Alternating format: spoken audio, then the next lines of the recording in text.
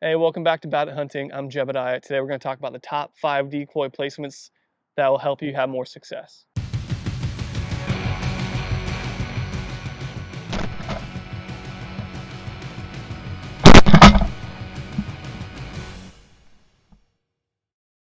Hey guys, like I said, today we're going to focus on the top 5 decoy spreads for you to have increased success as you're out duck hunting. So a couple of these are pretty random and a couple of them are industry standards. So if you're brand new to duck hunting, this is going to be a great overview of how to place your decoys. So as we start off, wind is going to be the most important thing to think about when you're placing your decoys. Ducks, if there's a strong wind, want to have their wind in their face as they come and land. So they use that wind as an air brake to slow them down to land. They're not going to want to land with the wind blowing them from the back. The other thing to also consider when placing decoys, which a lot of people overlook, is the sun.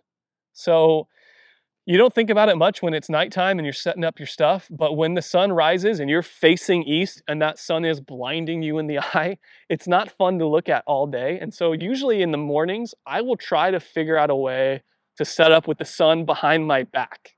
So it's blinding the birds and not me. So I get a clear shot of and see what they're doing, and it's almost like it's shadowing me. So think about the sun as well. If you don't have a strong wind, you can kind of set up wherever you want. But wind is going to be a key factor. So my kids and I drew these pictures, so they're not amazing, but we had some fun doing it. Wind is going to be really important. This is the first one here.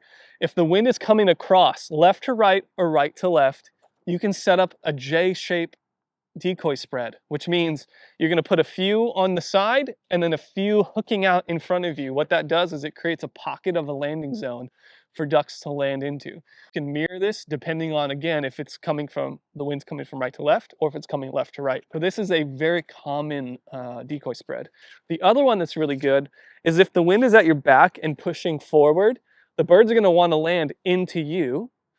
And so use this. This is just a U. It's a U-shaped spread where you're at the bottom here, the wind's going into the decoy or into the duck's face. You're going to set up some decoys around, gives them a nice wide pocket for the ducks to land. The next one here, the third one, is great if you're having shifting winds. So if there's not a strong, consistent wind in one direction, this next decoy spread's really helpful because it can allow for the wind to move. Similar to the U-shaped one, this one has you at the bottom here and a couple pockets of ducks out in front of you, and then one just right near you. What this will allow is as the wind changes, it allows your decoys to adapt. Usually for me, when I also put decoys out, I don't worry too much about what decoys are going in which direction and what, I just put family groups together. To me, the way I think about it is I put some mallards together, I put some teal together, I put some geese together, and I just kind of act like these are little family groups and they're hanging out together. You can mix up ducks, especially in open water. Open water, it's free game. You can put whatever kind of ducks together that you want. But in little pockets and ponds like I hunt, I usually try to group my families together. This is a really good one though. You have a couple decoys out and then a couple close by, allowing some space and landing zones in shifting winds.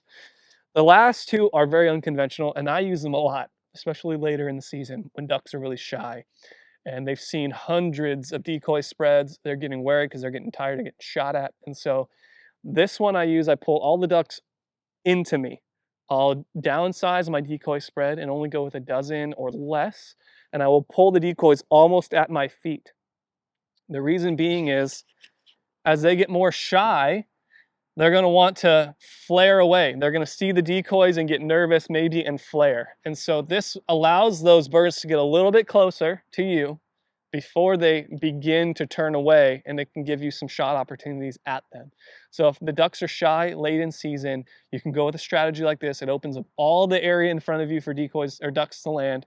So put a few just at your feet. Now this is going to be really important that you have a good hide, because as the ducks are looking at the decoys, they're essentially looking at you. And so make sure that you're hidden really well if you're going to employ a strategy like this.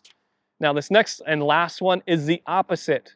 So if ducks are feeling like really shy or wanting to flare, I will throw decoys out in the middle, understanding that as new ducks come and they want to flare, they're going to get pushed and funneled to me. Now you're gonna lose some as maybe they veer off the opposite direction, but this way, I will literally put a line of ducks 40, 50 yards out away from me. So as birds are coming, they're gonna see the ducks, they're gonna flare thinking nervously and get nervous and scared, and so they flare towards me and I have some shots at them. So this one's a little bit more risky, but late in the season, sometimes you gotta throw a Hail Mary. This one has worked for me in the past, just to scare ducks, almost like they're gonna get nervous to not go there, so they're actually gonna end up coming at me. So those are some 5 easy decoy strategies that you can employ to get you some more success, especially later on in season. So if you have any questions, or hey, if I missed a decoy strategy that you use a lot and you've had a lot of success with, drop it down in the comments below. It'll help me out as well as the other people that watch this video. If you want to learn like me, hit subscribe. We are really getting into YouTube now. And so if you want to be on the journey with us and on the ride with us as we grow, and you want to be able to say that you've been with me the whole time, now's the perfect time to subscribe. Thanks for watching, and we'll see you in the next video.